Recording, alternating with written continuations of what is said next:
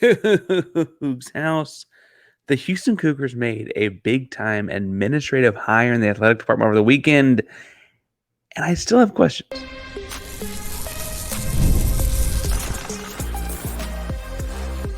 You are Locked On Coogs, your daily podcast on the Houston Cougars, part of the Locked On Podcast Network, your team every day.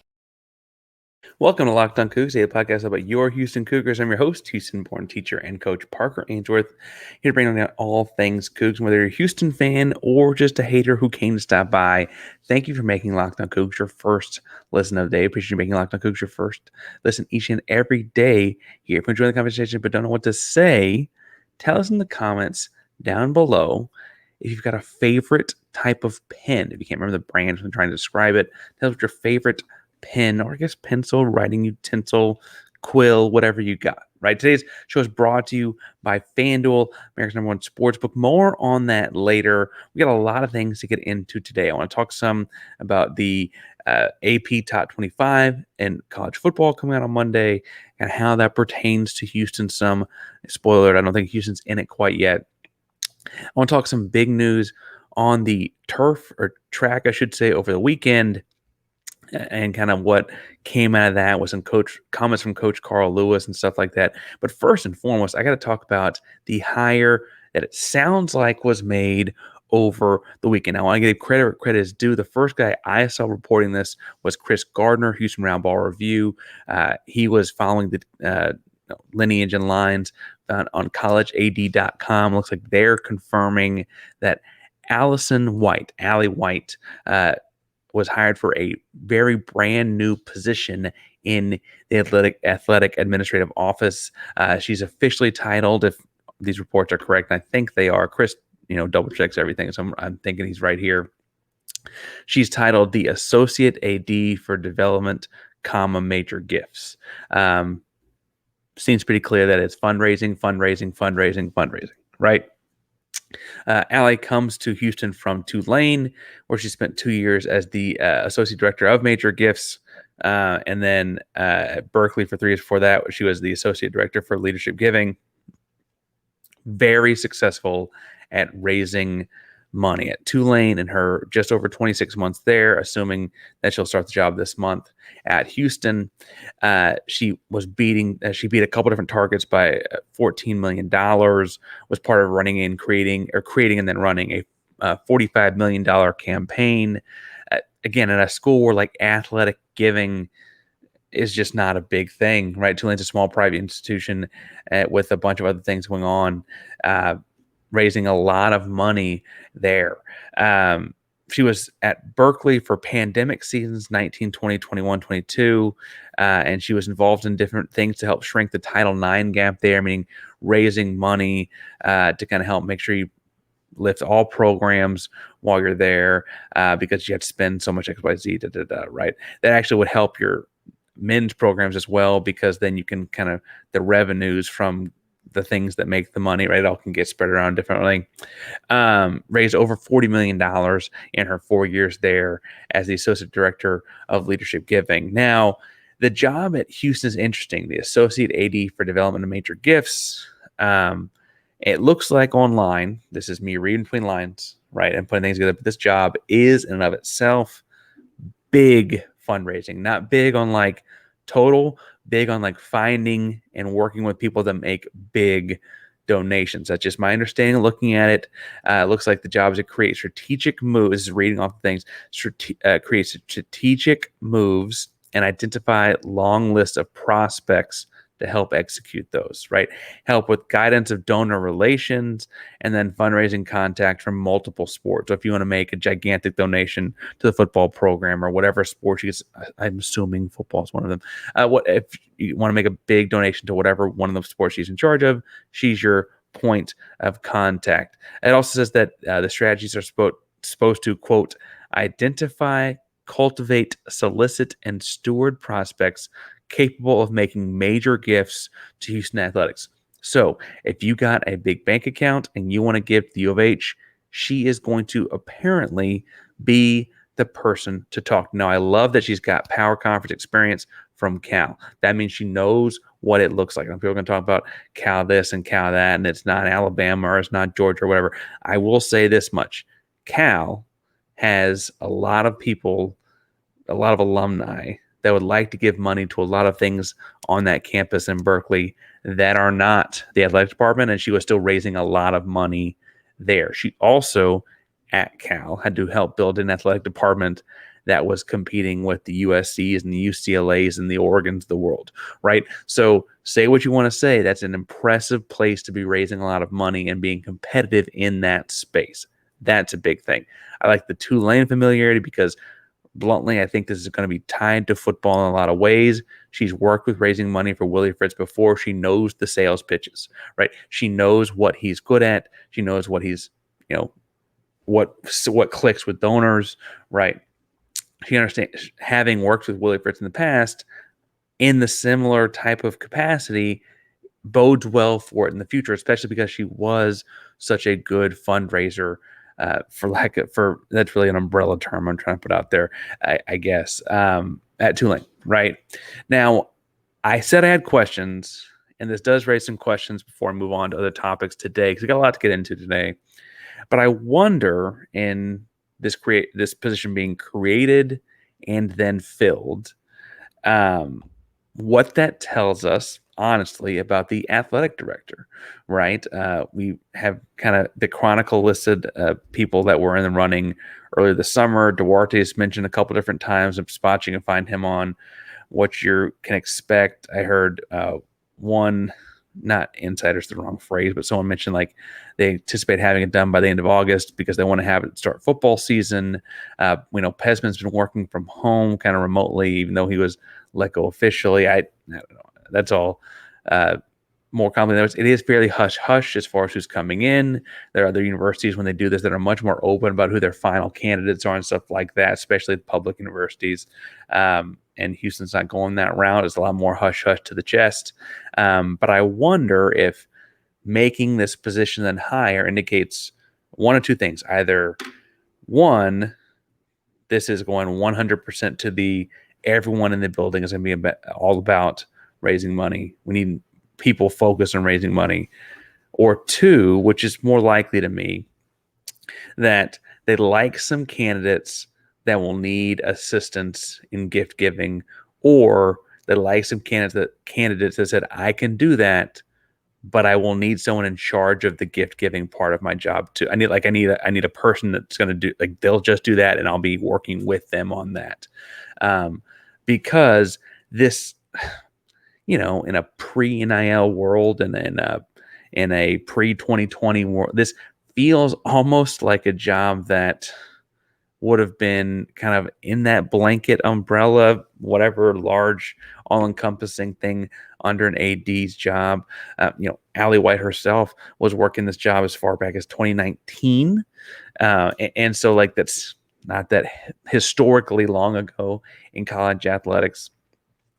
I wonder if it tells us that this role, right, this for both Allie and for whomever the new AD will be, is going to be kind of a way for the AD to do more than just fundraise, but still have a lot of the office and office work focused on fundraising. We know Houston is behind a lot of his Big 12 colleagues in those areas. We know that with the pending impact of the House settlement in NCAA needing to pay athletes out of the school's pocket up to $20 whatever million ends up getting finalized at.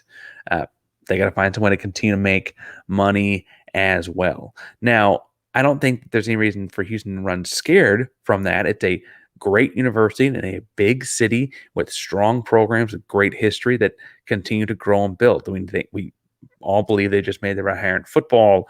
Basketball program success speaks for itself. Volleyball had a great last several years in a row. They have this track program booming right now. I want to talk about them in the second segment some. But on the whole, right, this really does feel like we were doing this AD search, and we realized in looking at the job, we need someone just focused on the money. And If that means that the AD is going to be also focused on money, you got two people on it, or you have the AD is going to have a lot of things to do, and money's going to be one of their jobs. They have this one person focused on the money, and I think that's really, really important to take note on based on what could be coming next. Now, I want to talk about the athletes. I want to talk about the coaches. I want to talk about things going on with Houston Cougar track and field in Paris for sure. But first, we got to talk about building a well-oiled machine, a lot like a great track star. Passion, drive, and patience, the formula for winning. And so also what keeps your ride or die alive. eBay Motors has everything you need to maintain your vehicle and level up to peak performance, whether it's superchargers, roof racks, exhaust kits, LED headlights, and more. Whether into speed, power, or style, eBay Motors has got you covered. With over 122 million parts for your number one ride or die, always find exactly what you're looking for. And with eBay Guaranteed Fit, your parts guaranteed to fit your ride every time or your money back, because eBay Motors, you're burning rubber and not cash.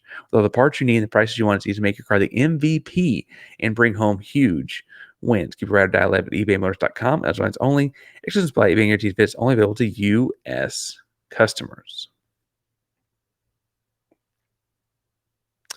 So I said in the second segment, I want to spend some time talking about track and field. I want to spend some time talking about Houston Cougars in the Olympics. We kind of were profiling as things were going. And third segment, they're talking about kind of who was doing what and where they were placing.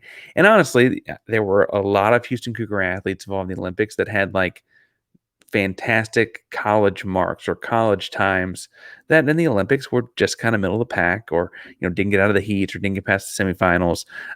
Louie, Hinchliffe, and Shaun, they did the best, I would say, out of any athletes, both of whom made it to the semifinals in the men's 100-meter dash.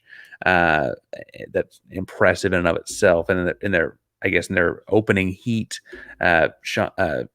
Louie Hinchliffe did beat Noah Lyles, who would eventually gold in the event in the heat. You would then look at the big, crowning event for the two of them was they were both on 4x100 meter teams that medaled in the 2024 Olympic Games. So you had in the 4x100 meters, in the second leg for Great Britain, you had Louie Hinchliffe. In the second leg for South Africa, you had Shaun Magaswanangi. And in both of them, actually kind of helped extend a lead. They kind of, if you were watching it on TV, got a lot of TV time, because we're going to tie into the second part of this segment. The United States 4x100 team, for all the speed it had, messed up the baton pass in the first to second leg, and therefore kind of opened up the field for potentially Great Britain and South Africa to both medal, and they did. South Africa finished second, and Great Britain finished third, which means Shaun got a silver and Louie got a bronze. So two Cougars coming home with medals from the Olympics. It's a big deal, especially when you think it's a big deal. When you look at Louie's career, I should say, he still has some time left with the Coogs. He will likely make a great run at 2028. I think there's a shot Shaun does as well. Shaun Magaswanangi. With South Africa, he does the 1, the 2, and the 4x1. True sprinter, obviously. I think he'll be in the running with them again. He was by far and away their fastest individual in the 100. And then, I think if you look at him on the 4x1 team, I think that you typically carry 6 or 8 guys. I don't see him falling out of that between now and 2020, unless there's a bunch of young talent I don't know a whole lot about.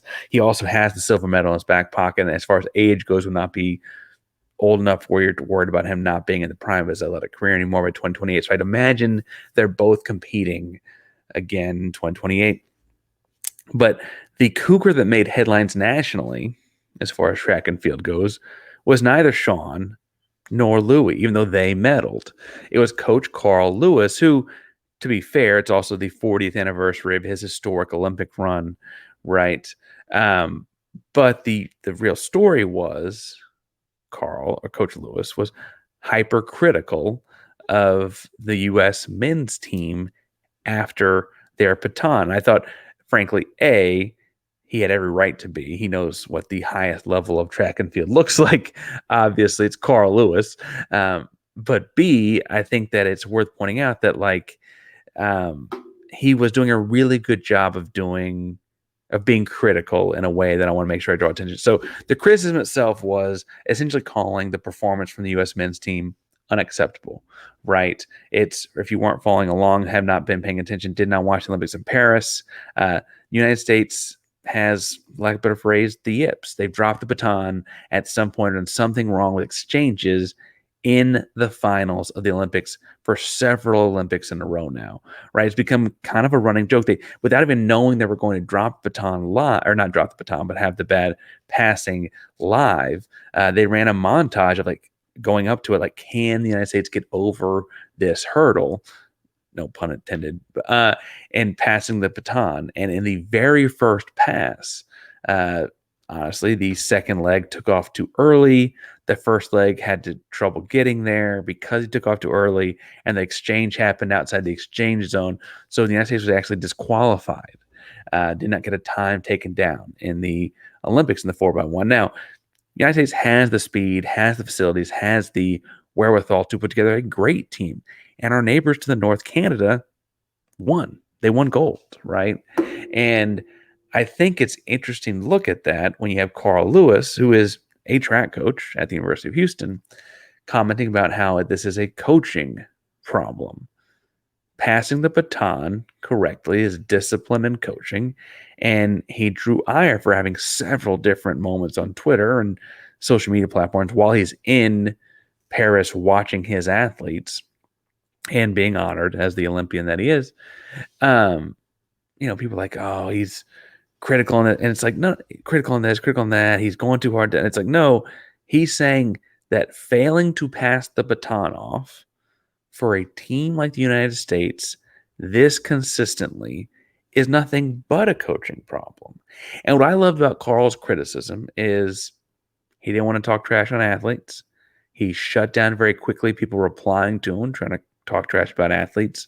He didn't want to talk about work ethic and work and discipline and those kind of things from the athletes. Shut those things down really quickly. This was entirely focused on an area that he's an expert in, that being a track coach, right?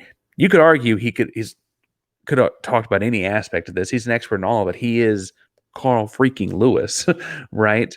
But his criticisms were focused on the coaching because he, as a track coach and as someone who was coached by high-end track coaches that did very well in the 1984 Olympics, he understands how this problem can be pinpointed to that, right? This result is impacted by this thing. And he's going backtracking on it and saying this is where the United States is letting down. And I appreciate it as someone that tries to really, really not bash athletes in analysis, right?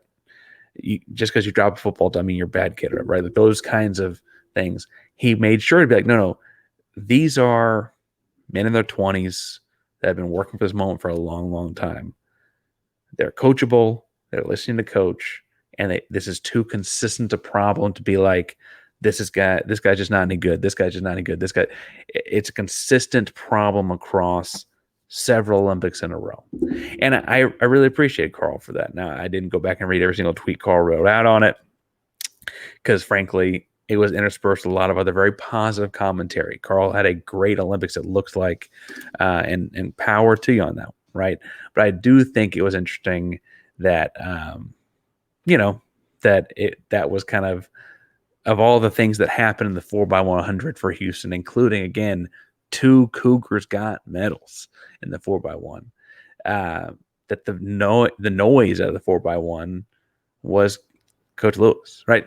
So that just interesting how those kinds of things play out. Now, when speaking about how things play out, we're going to talk some in a second about potential AP top 25 teams and how that pertains to Houston, even if they're not probably in it. They're definitely not. But before we get to all that, it is wrapping up summertime. And I love sports, you love sports, but in the summertime, when there's just like what are we doing? Just a lot of baseball. WNBA is not quite back. How are we going to make this stuff interesting? The Olympics just wrapped up. We need something to make sports a little more interesting. FanDuel is the place to be and do that. They're hooking up all customers with boosts and bonus daily, right? There's something for everyone each and every day, all summer long. The Astros just knocked off the Red Sox in a big, big kind of way. I'm telling you, get on those trains while you still can. Head over to FanDuel.com. Start making the most of your summer. FanDuel, official sports betting partner of Major League Baseball. All right, so Monday, the first 2024 AP poll will be released. We're a couple weeks out from games at this point. Houston kicks off on August 31st against UNLV, and excitement is in the air. Right, there'll be a lot of football content between now and then. Hopefully, get an AD between now and then. Talk about that as well. But I digress. So, the AP Top 25 poll is going to have some Big 12 teams in it. The question is how many and where they are, right? Now, I think consensus, everyone's got Utah somewhere in it, right? After that, it gets kind of murky. And so I went through and I looked at a handful of big outlets, not the AP because that comes out Monday, but look at a big outlets and kind of saw where they had people. So like the Big 12 preseason poll had Utah, Kansas State, Arizona, Oklahoma State, Kansas, West Virginia, Iowa State, right? And that's their top whatever that could all be in the deal. I actually think that Oklahoma State, anyway, they have those as top teams. 24/7 has Utah in the top 20, Kansas State just behind them at like 19. Then Oklahoma State and Arizona are also in the top 25. ESPN has Utah up at like 12, Kansas State at like 18, Oklahoma State, Arizona, and Kansas rounds out. Kansas actually came out at 24 on their poll. Sports Illustrated had Kansas State at like 24, and then Oklahoma State and Arizona were both in the early 20s, late teens, and Utah was up as high as 13 with them. I think it's interesting to look at where these teams fit and where they fit in, because that kind of tells you a lot of what people are thinking of the Big 12 this year. The Big 12 is a kind of conference where the appeal is anyone can beat anybody, right? It's going to be a fun conference week to week because there's going to be chaos at all times, right? However, in a 12-team playoff, for the good of the conference, you're also trying to get a team or two or three into that top 12. And right now, I'm going to be honest with you, a lot of writers just seem to be putting in teams from two conferences with the occasional Clemson and just letting it roll and not really paying attention to the fact like, oh, by default here, this 10th team on your list is going to have 5 losses because they're playing 5 teams ahead of them, right? Like those kinds of things get murky. I think it's important for Houston to be in a conference with teams that are making the playoff, right? I think it's important that Houston's in the Big 12 and the Big 12 is doing that because that was the whole perk in coming, the money too, obviously, but coming to this conference in the first place. The other thing, as far as it pertains to Houston with the AP Top 25 poll coming out on Monday, is it feels like pretty consistently all of the teams, with the exception of Oklahoma State, you're seeing the Big 12 get into different top 25 polls across the country, are teams Houston plays. Houston plays Utah. Houston plays Arizona. Houston plays Kansas State. Houston plays Kansas. Houston, right? It's pretty consistent. You also add in that in non-conference, Houston plays Oklahoma, which is pretty consistently in the top 10 to 15 of people's top 25s. AP top 25 comes out on Monday, right? That is to say, that's an incredibly difficult schedule, right? You play 12 games. You're looking at 5 or 6 being against top 25 preseason teams. Now, Houston knows as well as anyone that preseason AP top 25 might not mean anything by the time we get to November. But I want to stress when we say Houston's got an incredibly daunting task this season with how difficult the schedule is, right? People say, oh, you're in the Big 12 and you get to play Rise. I'm looking at what the nation is ranking the teams Houston's playing, and Houston is playing a lot of teams ranked real high, right? And so I think that will be my biggest takeaway from the AP Top 25 on Monday is, okay, how many Big 12 teams are in? How many of those teams does Houston play? How many of those teams plus Oklahoma? Then you might even see UNLV thrown in one. UNLV is coming off a great year. Could absolutely have people thinking that they're going to have the same kind of year next year and get in the back part of that top 25 as well. It could be chaos. That could be another team on the schedule that's in the top 25. And, for people wanting to knock Houston for this, knock Houston for that, you can't say in 2024 they're not playing anyone because they're playing the best. Now, I understand that there's a lot of other people that want to talk about why Houston should be in the top 25. And I think the deal is you got to understand that the trajectory of the program is going to get there. They got the right guy in charge. It's moving that direction. But right now, task at hand is beating UNLV at the end of the month. And I'm not going to lie, I'm also looking at the Oklahoma game. But between now and then, we got a lot of Houston Cougar things to break down. Again, hopefully get an AD hire somewhere in the mix as well. So hit subscribe to get Locked On Coogs in your ears each and every day. We appreciate you making Locked On Coogs your first listen of the day. If you're looking for a second listen, Big 12, Locked On Big 12, continuing Drake Tolles cover the conference as well as anyone in America. Doing a great job looking at who's in the conference, who's out of the conference, preseason awards, where the conference is going, what the conference is going to look like this fall. He's doing it all over there at Locked On Big 12. So make sure you check him out, subscribe, and listen to them for your second listen of the day. Locked On Coogs is a proud member of the Locked On Podcast Network. That means your team every day. Go Coogs.